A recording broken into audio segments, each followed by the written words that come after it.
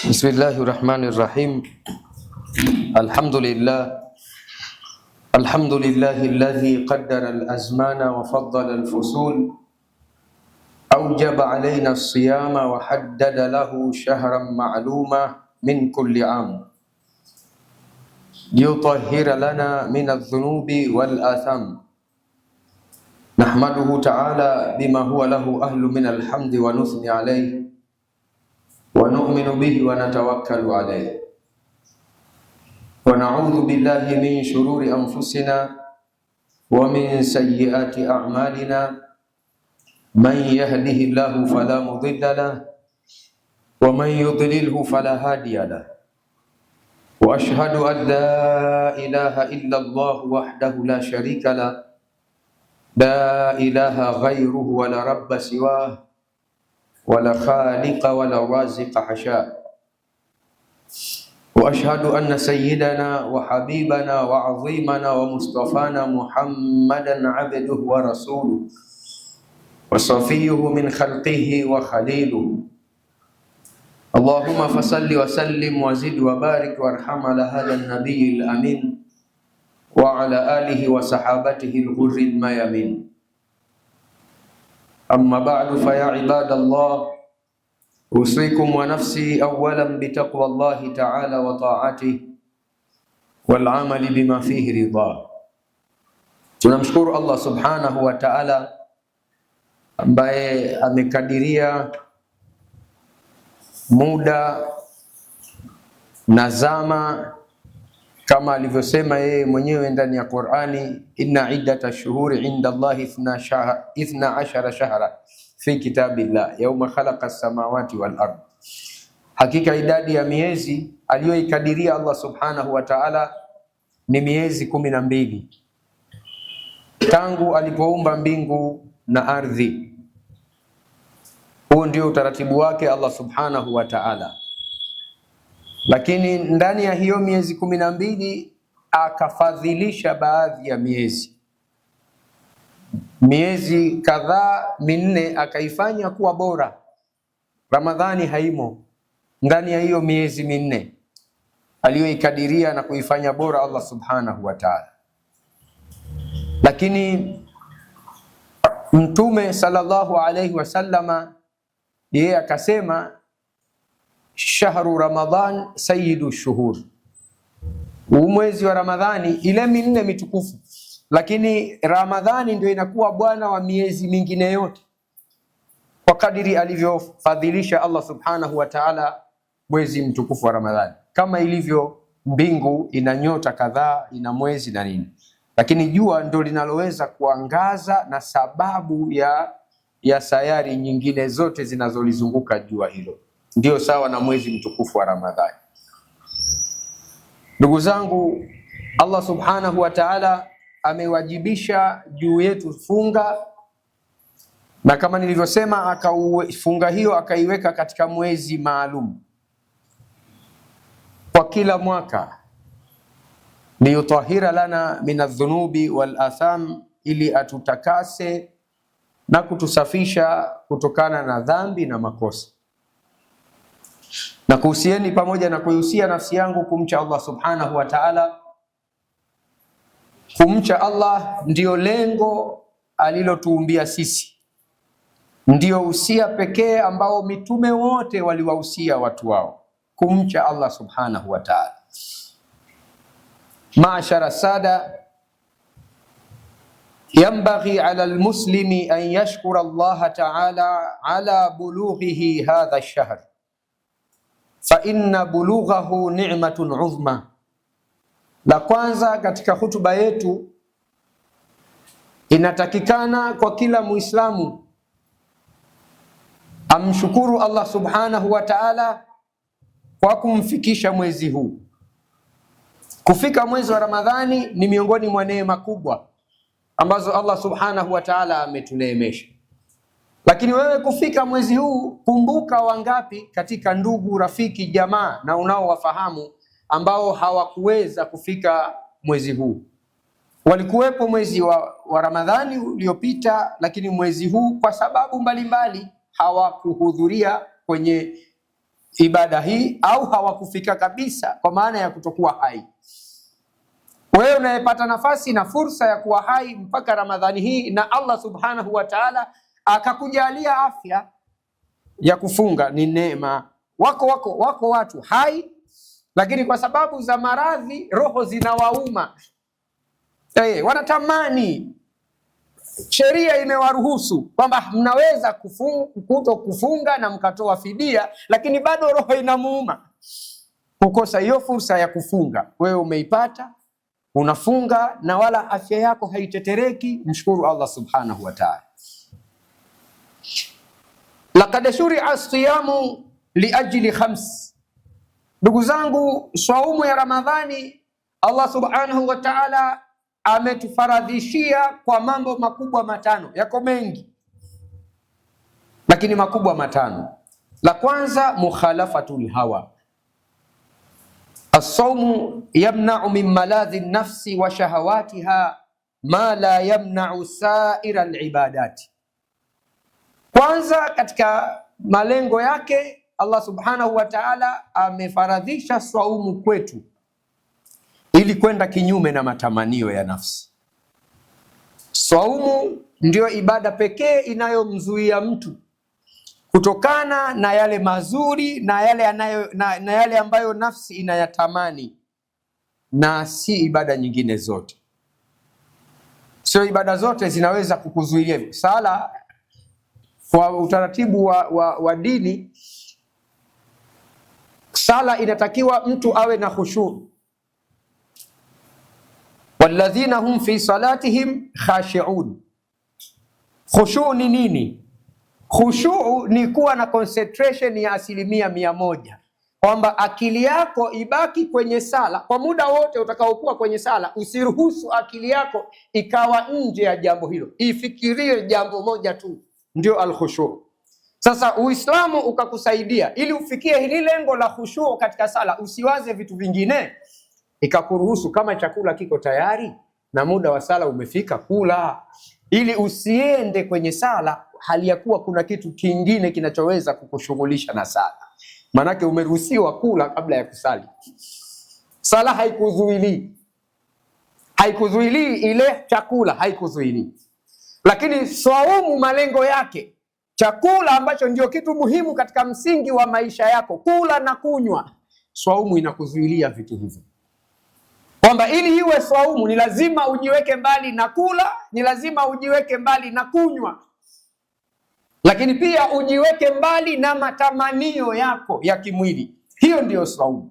Hakuna ibada nyingine inayoweza kukuzuilia vitu hivi muhimu ila ibada ya funga. Na Mtume sallallahu alaihi wasallama katika kuonesha kwamba saumu inakuzuilia na vitu hivyo, lakini pia hiyo saumu kwa kujizuia na vitu hivyo ndiyo silaha ya kupambana na matamanio. Mtume sallallahu alaihi wasallam akawashauri vijana, ya ma'shara shabab man istata'a minkum al-ba'a falyatazawwaj fa innahu aghaddu lilbasar wa ahsanu lilfarj wa man lam yastati' fa alayhi bisawmi fa innahu lahu wija. Mtume sallallahu alaihi wasallam anawashauri vijana, enyi vijana, mwenye uwezo wa kuweza kukidhi mahitaji ya mkewe aoe, na yule ambaye hatokuwa na uwezo huo fa alayhi bisawmi. Mtume anasema basi ajilazimishe kufunga. Kwa nini? Kwa sababu saumu ni kinga inayoweza kumsaidia kupambana na haya matamanio yake ya kimwili. Kwa la kwanza katika malengo makubwa ya saumu, mukhalafatul hawa, inakupeleka kinyume na yale matamanio yako na vile unavyovipenda. Na Mwenyezi Mungu Subhanahu wa Ta'ala katika hadithi al-Qudsi akasema kwamba as-sawmu li, hadithi maarufu, hadithi al-Qudsi, kwamba Mwenyezi Mungu anasema saumu ni yangu. Kwa nini saumu ni ya Allah Subhanahu wa Ta'ala? Kwani sala ni ya nani? Sala ni ya kwake, na vyote tunavyofanya katika ibada ni vya Allah. Inna salati wa nusuki wa mahyaya wa mamati lillahi rabbil alamin. Ndivyo tunavyosoma hivyo, kwamba hakika sala, saumu, haji na vyote ni kwa ajili ya Allah Subhanahu wa Ta'ala. Kwa nini Allah aseme saumu tu ni ya kwake? Ni kwa sababu anasema yadau shahwatahu wa ta'amahu min ajli, ni kwa sababu huyu ili awe amefunga anaacha chakula chake, anaacha kinywaji chake, anaacha matamanio yake kwa sababu yangu. Saumu haina ria mzee. Yani ingekuwa ni rahisi, yani tastatiu an taakula wa tashraba baida an uyuni nnas, kuna uwezekano mkubwa mtu kama ni kutaka tu aonekane kafunga, anaweza kuonekana kafunga, lakini kala kanywa pembeni huko na akaja msikitini kapauka mdomo kama wengine na anajulikana kafunga. Uwezo huo anao. Kama ingekuwa tu ni kujulikana kufunga, uwezo huo anao, lakini ni kati yake yeye na Allah subhanahu wa ta'ala, ni kati yake yeye na Allah subhanahu. Zamani katika hutuba zetu hizi za mwezi wa Ramadhani tulikuwa tunasema ya ayyuhalladhina amanu kutiba alaykumus siyamu kama kutiba ala alladhina min qablikum la'allakum tattaqun, kwamba kwenye aya hii kuna vitu vitatu: kuna imani, kuna funga na kuna uchamungu. Ya ayyuhalladhina amanu, moja, imani. Kutiba alaykumus siyamu, pili, funga. Alafu la'allakum tattaquna, tatu, uchamungu. Kwamba kwa nini hivi vitu vitatu Allah subhanahu wa ta'ala kaviweka pamoja, imani, funga na uchamungu? Kwa sababu vyote hivi imani, funga na uchamungu ni siri yake yeye Allah subhanahu wa ta'ala na mja wake. Mtume alipoulizwa kuhusu uchamungu akasema takwa hahuna. Mtume akaonyesha uchamungu ni wapi? Uchamungu ni kifuani, sio mbwembwe na mapambo. Unaweza ukajipamba kanzu, koti ndefu na kadhalika, lakini hamna lolote. Unataka tu watu waonekane. Anayejua uchamungu, fala tuzaku anfusakum huwa a'lamu biman ittaqa. Ndio Allah anasema msijisifie. Msijisifie uchamungu. Yeye Allah subhanahu wa ta'ala ndio anayejua uchamungu. Kwa hiyo saumu Allah subhanahu wa ta'ala kusema ni yake kwa sababu ndiyo siri yake yeye na mja wake. Lakini vyote kwa yote nimesema haina ria, kwa sababu huwezi kuacha kula na kunywa kwa sababu ya kujionyesha, haiwezekani. Kwa hiyo tunasema la kwanza, saumu ni kuacha matamanio yote kwa ajili ya Allah subhanahu wa ta'ala. Lakini la pili wanasema maraul qalbi tasfu bisiyami, hizi takataka, mashaka na mambo mengine yote yaliyoko katika mioyo yetu yanasafishwa na funga, yanasafishwa na funga. Funga ndio tunasema la'allakum tattaqun, miongoni mwa malengo, yani tuseme ule uchamungu ule hadithi tumeshasomewa sana. Uchamungu ni nini? Ndani yake uchamungu kuna vitu kadhaa. Mojawapo ni kuishi kwa mujibu wa Qur'ani. Uchamungu ni pamoja na kuishi kwa mujibu wa Qur'ani, wal amalu bitanzil. Chochote unachokifanya unaishi kwa maelekezo na mafundisho ya nini? Ya Allah subhanahu wa ta'ala. La pili, ndani yake humo kuna aridha bil qalil, kwamba uchamungu ni kutosheka na kile kidogo alichokujalia Allah subhanahu wa ta'ala. Saumu inaanza kukupa nidhamu hiyo, nidhamu ya kuwa na uwezo wa kutakasa moyo wako, kujidhibiti kwa maana ya kujikontrol, unaweza mwenyewe kujitawala. Saumu inakufundisha hivyo na inakupeleka katika hatua ambayo utafanya kwa mujibu wa ratiba. Kwa moja katika vitu vingi vinavyotukwamisha leo Waislamu ni kuishi kwa mujibu wa ratiba. Sasa saumu inakupa utaratibu huo, kwamba mwisho wa kula daku ni saa kadhaa, unalazimika kufuata muda huo. Lakini pia mwisho wa saumu ni baada ya kuzama jua, unalazimika kufuata utaratibu huo. Saumu inakupa nidhamu, inaondoa mashaka na yale mambo mengine yote yasiyokuwa na maana kwako. Saumu, moyo wako unatakasika na kuishi kwa mujibu wa Allah subhanahu wa ta'ala. Tatu, kasru nafsi. Saumu katika malengo yake ni kuivunja nafsi, kwa sababu nafsi kwa tabia yake, nafsi kwa tabia yake inajaa kiburi, nafsi kwa tabia yake ina majivuno, nafsi kwa tabia yake inapenda starehe. Na ndio kuna mshairi Al-Busiri akasema hivyo, wan nafsu katifli, nafsi hii ni kama mtoto. Mtoto anapenda kucheza, yani kile kitendo cha kumwambia saa 12 uwe ndani, kwake hiyo saa 12 anahisi yuko jela. Mtoto anataka ule uhuru mkubwa wa kufanya anavyotaka. Sasa na nafsi ndivyo inavyotaka, iishi kwa uhuru huo bila kufuata sheria, bila kupangiwa. Inataka starehe tu nafsi hiyo. Swaumu inaenda kuvunja hicho kiburi na majivuno. 4, watisafu bi awsafi almalaikati alkiram. Funga imefaradhishwa kwetu ili angalau tuishi tukiwa tunafanana hivi na malaika watukufu. Almalaikatu la yakuluna wala yashrabuna wala yaasuna Allah. Malaika katika maisha walivyoumbwa na Allah subhanahu wa ta'ala, maisha yao hayategemei kula wala kunywa, hawali wala hawanywi. Malaika kwa muda wa siku 29 au 30, Muislamu kwa masaa kadhaa anaishi maisha ya kimalaika.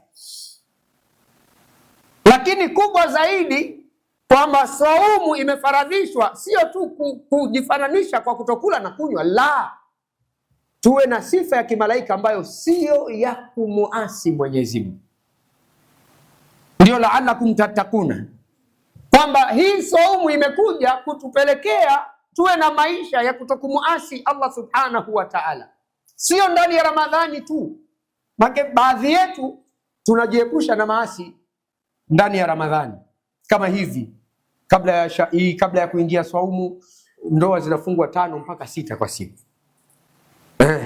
Kwa nini? Kwa sababu mtu sasa anaona hawezi kuzini ndani ya Ramadhani.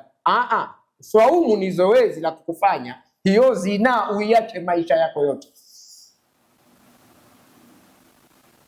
ili uishi maisha ya kimalaika ya kutokumaasi Allah subhanahu wa ta'ala. Kuna mtu anaacha ulevi mwezi wa Ramadhani, anaacha ulevi. Saumu inakutaka uishi kimalaika, sio tu kutokunywa mwezi wa Ramadhani. Katika maisha yako yote Muislamu usikaribie pombe na dhambi nyingine zote. Sio Ramadhani tu ndio tuishi kimalaika, tuishi kimalaika maisha yetu yote. Ramadhani ni zoezi la kutusaidia kubadilisha tabia. Yani Ramadhani ni zoezi tu la kukusaidia siku 29 au 30 zikusaidie kubadilisha tabia na kuwa na mwelekeo mpya wa maisha. Ndio hivyo kwamba saumu imekuja ili sisi tuishi kimalaika. Na mwisho katika malengo haya ya saumu ni tanbihul anami ala muwasati dhiljui shadid. Saumu imekuja ili kumzindua mwanadamu akumbuke pia kuwasaidia wanadamu wenzake, hasa wale wenye njaa kali, kwa sababu saumu humfanya tajiri na maskini wahisi njaa na kiu. Yani nje ya saumu tajiri ana uwezo wa kula anachokitaka, maskini anaweza kula anachokipata, lakini tajiri kwa nafasi yake ana uwezo wa kula anachokitaka. Kama si saumu labda na maradhi, lakini kama si saumu katika maisha yake anaweza asihisi njaa. Yani kama ilivyo watoto wa leo. Zamani ndio ilikuwa mtihani kidogo, lakini watoto wa leo wao ndio wanaishi kwa chakula kwa kulazimishwa. Kipo. Sasa saumu inamfanya tajiri na maskini wote kwa pamoja wahisi kiu, wahisi njaa. Nabiiullah Yusuf alayhi salam wanasema kana yuksiru minas siyam, alikuwa anafunga sana Nabiiullah Yusuf. Mmoja katika wasaidizi wake akamuuliza, lima tukthiru minas siyami wa khazainul ardi baina yadaik. Anasema wewe ndio mfano kwa Misri pale, Nabii Yusuf alikuwa kama vile ndio labda kama waziri wa kilimo hivi, au labda tuseme yeye ndio aliyekuwa mhazini wa hazina ya nchi. Kila kitu cha Misri kiko chini yake. Sasa unaambiwa unafunga sana kwa nini? Nabiiullah Yusuf akasema, mimi ninafunga sana kwa sababu akhsha an ashba'a fa ansa al-ja'i, na hofia nikishiba nitamsahau mwenye njaa. Ndio hofu yangu tu, kwamba ili niwe na hisia za kumsaidia mwenye njaa ni lazima uwe umepitia hatua kadhaa. Maanake anaweza akaja mtu akakulalamikia ana maumivu, bwana naumwa kadhaa, hapa tumbo linauma hivi. Hakuna lugha inayoweza kuhamisha hayo maumivu yake ukayahisi wewe, haipo. Yaani yale maumivu alionayo unayahisi hivyo, ndio sawa na njaa. Hamna anakuambia tuna njaa, lakini kiwango anachohisi huwezi ila kwa kuwa na njaa kama yeye. Na Omar ibn al-Khattab alikuwa hivyo. Siku moja na Omar ibn al-Khattab anatajwa kama kiongozi muadilifu katika historia. Kipindi cha baridi kali, wakamkuta amevaa nguo nyepesi hivi kama kavesti, mpaka mwili unatoa upele kwa baridi. Watu wakamuuliza, kwa nini unajitesa? Unavaa nguo nyepesi na baridi kali kama hivi, si ungevaa mavazi mazito? Jibu la Umar ibn Khattab ilikuwa ni hilo, kwamba kuna baadhi ya Waislamu kwa wakati ule, au kuna baadhi ya raia, maana tuseme hivi kama kiongozi, kwenye baridi kali hii hawana sweta, hawana koti, hawana jacket,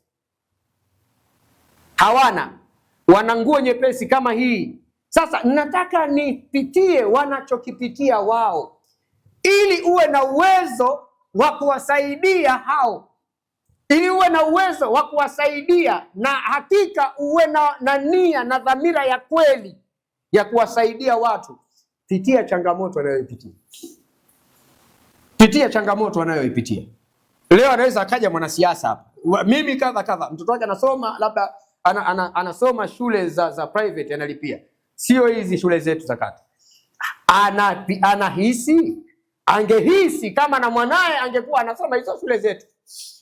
Ile nia na dhamira ya dhati, sio ya kuisoma kwenye magazeti. Iwe watoto wake wanapitia changamoto hiyo.